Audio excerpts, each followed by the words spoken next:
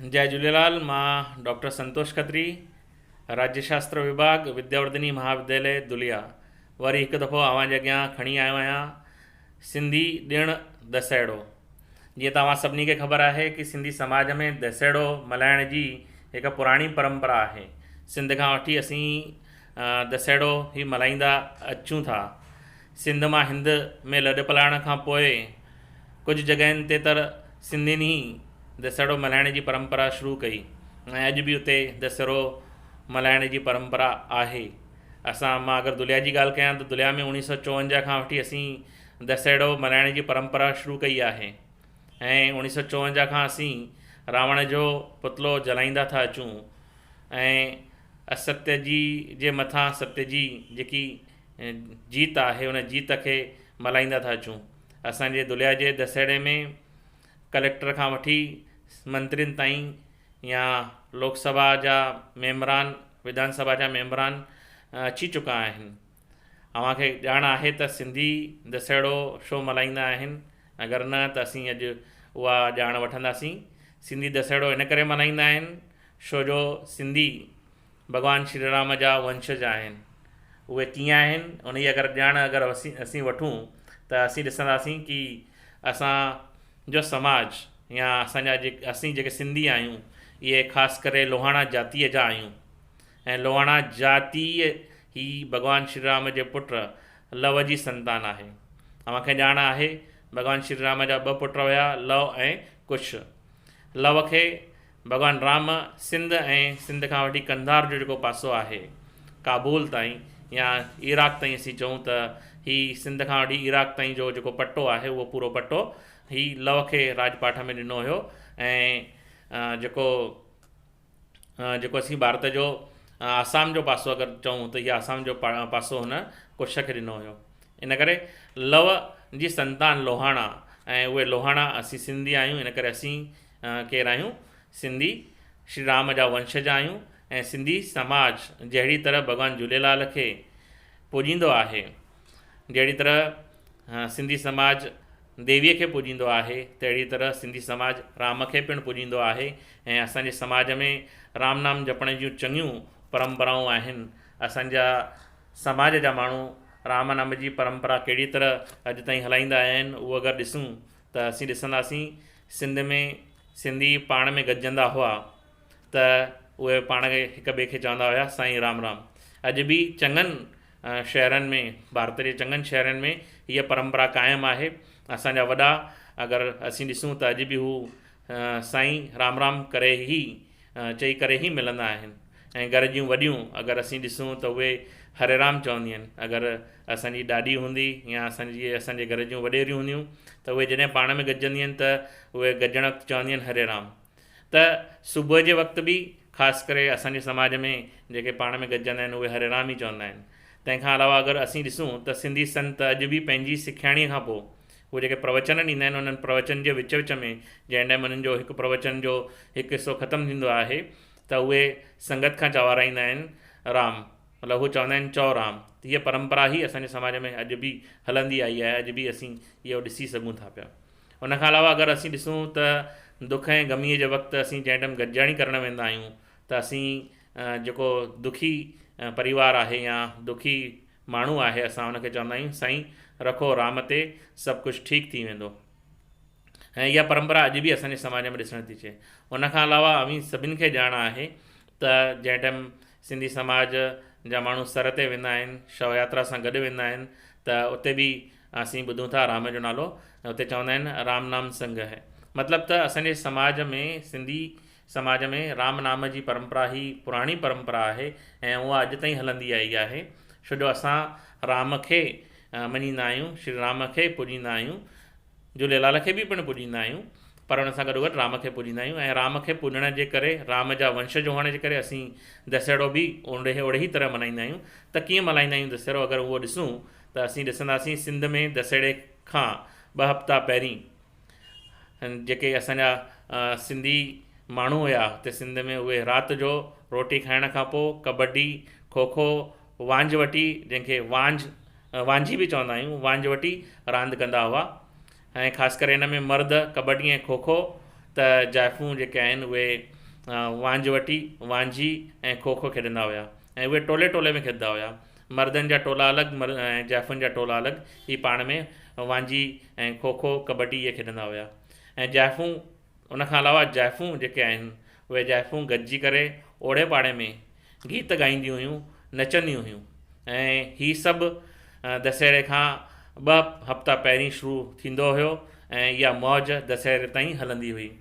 ऐं उनखां अलावा अगरि ॾिसूं त असीं ॾिसी सघंदासीं कि सिंध में सखर, हैदराबाद, कराची जहिड़नि वॾनि शहरनि में रामलीलाऊं थींदियूं हुयूं ऐं उहे रामलीलाउनि में हर पार्ट जेको आहे रामलीला जो उहे अदा थींदो हुयो। ऐं हीअ रामलीला सिंधीअ में ई थींदी हुई, ॿी कंहिं भाषा में न थींदी हुई। ऐं दशहरे जे ॾींहुं रावण जो पुतलो साड़ियो वेंदो आहे ऐं तंहिं टाइम बि साड़ियो वेंदो हो। ऐं इहा परंपरा अॼु बि असीं हिंद में क़ाइमु रखी आहे। दशहरे जे ॾींहं ते कंडनि वारे वण या ॿेर जे वण जी पूॼा करे परिक्रमा असांजे समाज जा माण्हू ॾींदा आहिनि ऐं चवंदा आहिनि कंडे रामचंद्र जी वंडे, मतिलबु कंडे रामचंद्र जी वंडे मतिलबु कीअं, जेके कंडा आहिनि, जेके ॾुख आहिनि, उहे ॾुख केरु वंडींदो, असांजो श्री रामचंद्र वंडींदो। कंडा ही जेको आहे प्रतीकात्मक आहे असांजे समस्याउनि जो ऐं असांजी समस्याऊं केरु वंडींदो, श्री रामचंद्र वंडींदो। इहा हिन जे पोयां धारणा आहे। दशहरे जे ॾींहं ते अगरि असीं ॾिसूं त ब्राह्मण पंहिंजे घर में ॻोयल मिटी ही रखंदा हुया दशहरे जे ॾींहुं। ऐं उहा ॻोयल मिटीअ जी जेकी जरी आहे, जरी मतिलबु थोरी थोरी मिटीअ जो जरो ही हर कंहिंखे उहे ॾींदा आहिनि। ऐं हीअ जेकी मिटीअ जी जरी मिलंदी आहे, उहा जेकी मिटीअ जी जरी आहे उहा लंका जो सोन सम्झी वेंदी आहे ऐं उहा मुरादी में रखिबी आहे। मतिलबु अगरि असीं महाराष्ट्र में ॾिसंदासीं, महाराष्ट्र में सोन ॾियण जी परंपरा आहे। सोन जो पतो ही, पतो मतिलबु पन ही असांजे महाराष्ट्र में हितां जा जेके लोकल माण्हू आहिनि उहे विराईंदा आहिनि। त असांजे समाज में जेके सिंधी ब्राह्मण आहिनि उहे ॻोयल मिटीअ जी जरी जेके बि उन्हनि वटि ईंदा आहिनि उन्हनि खे उहे ॾींदा आहिनि ऐं उहा ॻोयल मिटी जी जरी ही लंका जो सोन सम्झी वेंदी आहे ऐं उहा मुरादी में रखिबी आहे। जीअं मुरादी में रखण सां असांजे समाज, असांजे घर परिवार में, असांजे धंधे दाड़ीअ में वाधारो थींदो, सोन जी बरकत थींदी, इहो सम्झो वेंदो आहे।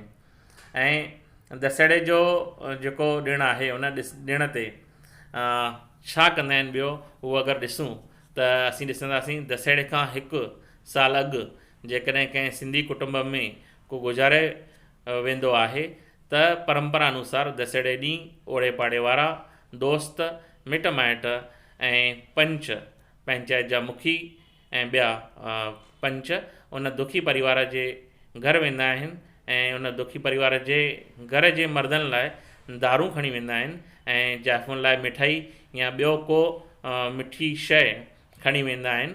हिन खे सिंधी जेको दारू खणी वेंदा आहिनि मर्दनि लाइ, उनखे सिंधी दारू बि चवंदा आहिनि।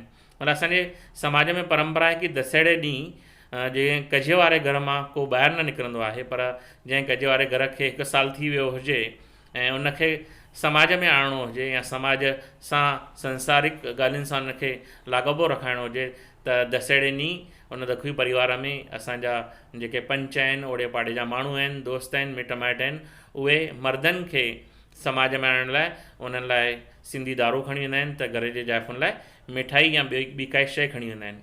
इन खां अलावा पुराणी परंपरा अनुसार दशहरे ॾींहुं सिंध में ऐं हिंद में पिणु तीवण, मच्छी, दारू पीअण जो रिवाजु आहे।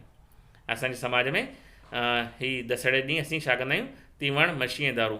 ऐं जीअं त अॼु जे ज़माने जे हिसाब सां चऊं त तीवण, मच्छी ऐं दारू ही पार्टीअ जो हिकु तरीक़ो आहे। त दशहरो ही विजयादशमी जो ॾींहुं आहे, रावण ते राम जी जीत जो ॾींहुं आहे, असत्य ते सत्य जे विजय जो ॾींहुं आहे। इन करे इन खे सेलिब्रेट करण लाइ या इन खे मल्हाइण लाइ असांजे समाज में परंपरा आहे तीवण, मच्छी ऐं दारू पीअण जो रिवाजु असांजे समाज में ॾिसण में अचे थो। इन खां अलावा अगरि असीं ख़ासि ॻाल्हि अगरि चऊं दशहरे जी ख़ासि ॻाल्हि छा आहे असांजे समाज में, त उहा आहे मुनण लाराइण जो रिवाजु। सिंधी समाज में मुनण लाराइण जी परंपरा ॻोठ अनुसार या तर अनुसार, तर मतिलबु लालकाणे जो, गंबट जो, खैरपुर जो, रियासत जो, दादूअ जो, इहा जेकी तर व्यवस्था असांजे समाज में आहे उन अनुसार हर को जेको आहे सिंधी उहो पंहिंजे पंहिंजे तरह अनुसार दशहरे जे ॾींहुं मञण लाराइण जी परंपरा निभाईंदो आहे। ऐं इहा परंपरा झूनी या पुराणी असांजे समाज में आहे। हूअं त चवंदा आहिनि असांजे समाज में, हूअं त ॿार पैदा थियण जे 13 महीननि खां पोइ ई जो मुनण लाहिण जो रिवाजु असांजे समाज में आहे। पर दशहरे खां 3 महीना अॻु अगरि को ॿार कंहिं परिवार में ॼमे थो त उन 3 महीननि जे ॿार जो मुनण लाहिण जी परंपरा दशहरे ॾींहुं असांजे समाज में आहे।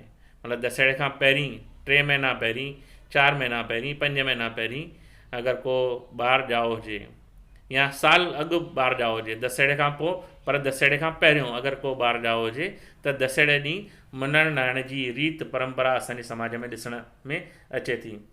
हीअ मुनण जो रिवाजु कीअं आहे, अगरि हुनजी अगरि ॻाल्हि कयूं असीं त असीं ॾिसंदासीं सिंध में दशहरे ॾींहुं परिवार, जंहिं परिवार में ॿार ॼाओ आहे उन परिवार उहो जेको परिवार आहे मुनण वारे ॿार खे कछ में खणी करे दरिया जे किनारे कंडे या ॿेर जे वण हेठां पहुचंदा आहिनि ऐं पंहिंजे परिवार जे नाईअ खां ॿार जो मुनण लाराईंदा आहिनि।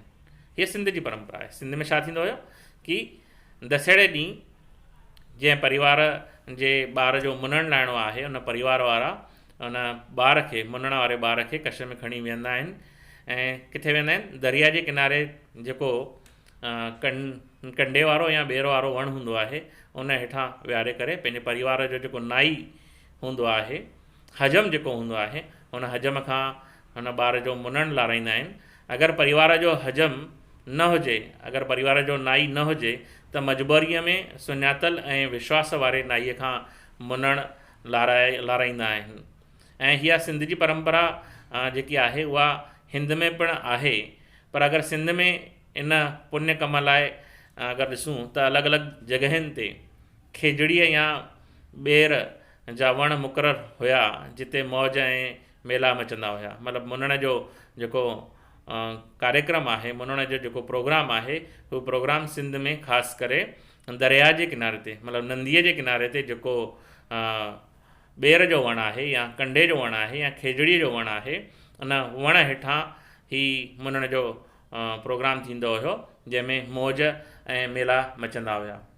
हिन मुनण जे मौक़े ते असांजा जेके मर्द हुया, मतिलबु जेके जंहिं परिवार में मुनण जो कार्यक्रम आहे उन परिवार जा मर्द ॾौका वॼाए करे छेॼ वॼाईंदा हुया, हणंदा हुया। ऐं हिनखे चइजे कि जाइफ़ूं नचण सां गॾोगॾु गीत पिणु ॻाईंदियूं हुयूं। कहिड़ो गीत हुयो? मुनण जे वेल ते मां ठरी आहियां, मुनण जे वेल ते मां ठरी आहियां, मुनण जे वेल ते देव वाधायूं ॾींदो, मुनण जे वेल ते राम आशीष ॾींदो, अड़े मुनण जे वेल ते मां ठरी आहियां, ॿार वधंदो ऐं विझंदो, अड़े मां ठरी आहियां, मुनण जे वेल ते मां ठरी आहियां। इहे गीत जेके परिवार जूं जाइफ़ूं आहिनि, उहे परिवार जूं जाइफ़ूं इहे गीत ॻाईंदियूं हुयूं त मर्द ॾौका वॼाए करे छेॼ पिणु हणंदा हुया। ऐं हिन खां अलावा मुनण जे मौक़े ते मुनण वारे ॿार खे नारेल ऐं छुहारनि जी माला पाइण जो पिणु रिवाजु आहे। हिन मौक़े ते हर को कुटुंब पंहिंजे रिवाज सां पूॼा करणु ऐं मुनण लाराइण खां पोइ घर में अची करे ॻिचीअ मां उहा माला लाहींदा हुया, ॿार जे ॻिचीअ मां उहा माला लाहींदा हुया ऐं उन माला जा जेके नारेल ऐं छुहारा हुया उहे प्रसाद जे रूप में सभिनी खे, घर जे भातियुनि खे ऐं पाड़े ओड़े में प्रसाद जे रूप में उनखे विराईंदा हुया। सिंध जे हिन रिवाज में अॼु जेको बदिलाउ आयो आहे उहो अगरि बदिलाउ अगरि असीं चऊं त अॼु असीं दशहरे खां अलावा मुनण, मंदर, टिकाणा ऐं पंहिंजे पंहिंजे तरीक़े सां लाराइण जी असीं परंपरा शुरू कई आहे। पर अगरि असीं अॼु बि ॾिसूं त सभ खां वधीक असांजे सिंधी समाज जा माण्हू दशहरे जे मुंहं ते या दशहरे ॾींहुं रावण जे पुतले जे साम्हूं, रावण जे प्रतिमा जे साम्हूं मुनण लाराइण जी परंपरा अॼु बि असांजे में क़ाइमु आहे। ऐं अगरि ख़ासि करे चऊं त अॼु बि ॾाढे वॾे पैमाने ते दशहरे ते ई असांजे समाज में मुनण लाराइण जी परंपरा आहे। अॼु बि बैंड घुराए करे वॾी धाम धूम सां मुनण लारायो वेंदो आहे। ऐं हीअ मुनण रावण खे, हीअ मुनण जेको आहे रावण खे सारण खां अॻु लाराइबो आहे। मतिलबु रावण जेको आहे, रावण जी प्रतिमा जेकी असीं लॻाईंदा आहियूं, रावण जी प्रतिमा जे साम्हूं मुनणु लाराईंदा आहियूं ऐं मुनणु लारण खां पोइ ई रावण साड़ियो वेंदो आहे। इहो असीं अॼु बि इहा परंपरा असीं क़ाइमु रखी आहे। मुनणु लारण जे पोयां जेकी मान्यता आहे त उहा मान्यता इहा आहे त ॿार में मुनणु लारण सां ॿार में सोचणु सम्झण जी भावना शुद्ध सात्विक थींदी आहे। उहो ॿारु दयालु, दानी ऐं भलो करण वारो थींदो आहे। ऐं ईअं बि चयो वेंदो आहे कि जेके मुनणु लारण खां अॻु जेकी वार हूंदा आहिनि, उहे वार ही लाराइण ज़रूरी हूंदा आहिनि, छो जो उन मां सात्विक भावना न थींदी पैदा थींदी आहे। मुनणु लारण खां पोइ ई असांजे ॿार में सात्विक जेके गुण आहिनि उहे गुण ईंदा आहिनि ऐं इन करे मुनणु लाराइणु उहो ज़रूरी हूंदो आहे। त ही मुनणु लाराइण जे पोयां हिकु वॾी परंपरा असांजे समाज में ॾिसण में अचे थी ऐं ख़ासि करे दशहरे जी ॾींहुं ई असांजे समाज में मुनणु लाराइण जी परंपरा आहे। छो जो मुनणु लाराइण सां असीं पंहिंजे भॻवान खे यादि कंदा आहियूं उन ॾींहुं। ऐं असांजे श्री राम भॻवानु रावण ते विजय प्राप्त करे हिकु सत्य जी जीत हासिलु कई हुई ऐं उहा सत्य जी जीत असांजे पूर्वज भॻवानु श्री राम हीअ सत्य जी जीत विजय प्राप्त कई हुई ऐं उन लिहाज़ खां ई असीं दशहरो अॼु बि मल्हाईंदा ईंदा आहियूं। ऐं दशहरे ॾींहुं मुनणु लाराइण जी परंपरा पिणु असांजे समाज में ॾिसण में अचे थी।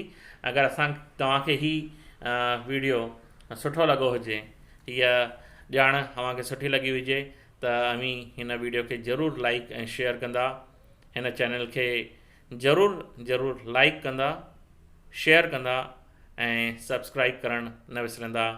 वरी मां ॿिए दफ़े हिकु ॿियो ॾींहुं खणी ईंदुसि। अव्हां सभिनी खे जय झूलेलाल, जय श्री राम।